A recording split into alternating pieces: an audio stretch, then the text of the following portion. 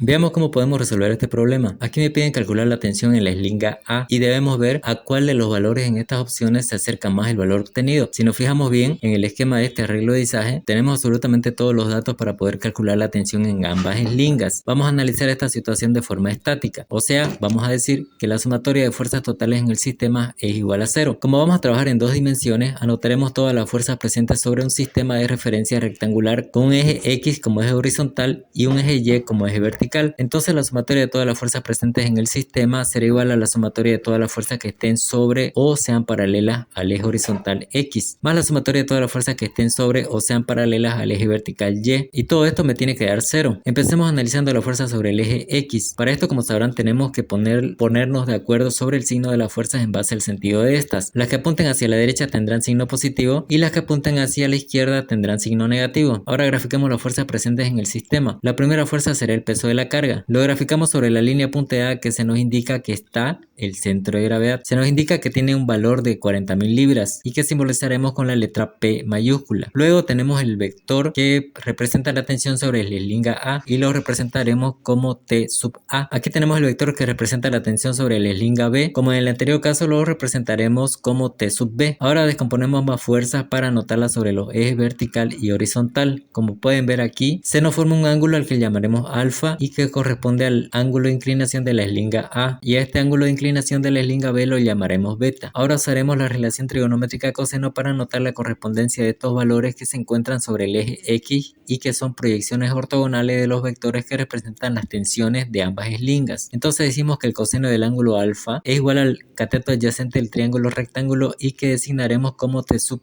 AX. Sobre la hipotenusa que designamos como T sub A. De aquí despejo T sub AX, me queda esta expresión. Ahora con el factor coseno de alfa voy a hacer lo siguiente con los datos que tengo. Volviendo a este triángulo rectángulo, digo que el coseno del ángulo alfa es igual al cateto adyacente, que como verán tiene una longitud de 20 pies, sobre la hipotenusa que representa el valor de la longitud de la eslinga. Si bien ese valor como dato no lo tenemos, pero podemos calcularlo, ya que tenemos el dato de la altura del arreglo, que es de 60 pies. Usando el teorema de Pitágoras, tenemos que la longitud de la hipotenusa, o sea la longitud de la eslinga A elevado al cuadrado, es igual a la suma del cuadrado del valor de la longitud de sus catetos. Colocamos raíz cuadrada a ambos miembros de la ecuación para despejar L sub A. Y aquí tenemos despejada la variable L sub A que representa la longitud de la eslinga A. Resolviendo tenemos que el valor de la longitud de la eslinga A es de 63,24 pies. Ahora volvamos acá. Decíamos que el coseno del ángulo alfa es igual al valor del cateto adyacente sobre el valor de la hipotenusa del triángulo. Esto nos da como resultado un aproximado a 0,32, valor que podemos reemplazar aquí.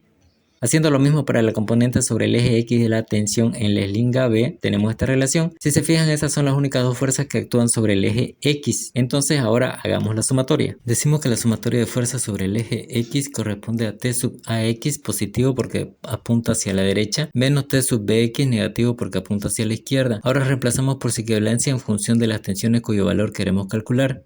Despejando T sub A tenemos esto. Resolviendo tenemos que T sub A es igual a T sub B multiplicado por 1,72. Ahora nos toca hacer la sumatoria de fuerzas sobre el eje vertical Y. En este caso la convención de signos para la fuerza será la siguiente. Las fuerzas que apunten hacia arriba serán positivas, por el contrario las fuerzas que apunten hacia abajo serán negativas. Las fuerzas que tengo apuntando hacia arriba son estas dos. Ambas corresponden a las componentes sobre el eje Y de la tensión en cada eslinga. En este caso usaremos la relación trigonométrica seno. Entonces decimos que el seno del ángulo alfa es igual al cateto opuesto sobre la hipotenusa, despejamos la T sub AY. El valor del seno del ángulo alfa lo obtenemos como hicimos para el coseno del ángulo alfa. Decimos que el seno del ángulo alfa es igual al cateto opuesto, que es la altura del arreglo y tiene una longitud de 60 pies, sobre la hipotenusa que representa el valor de la longitud de la eslinga y ya habíamos calculado. Entonces tenemos como resultado, haciendo lo mismo para la componente vertical de la tensión B, obtenemos lo siguiente. Ahora volviendo a la sumatoria, estas componentes verticales son positivas y el peso es negativo porque apunta hacia abajo. Reemplazamos en función de las tensiones A y B, despejamos la tensión A, reemplazamos el valor del peso de la carga, resolvemos, igualamos ambas ecuaciones, despejamos T sub B, resolvemos y tenemos el valor de la tensión en la eslinga B. Ahora simplemente reemplazamos el valor obtenido en la primera ecuación.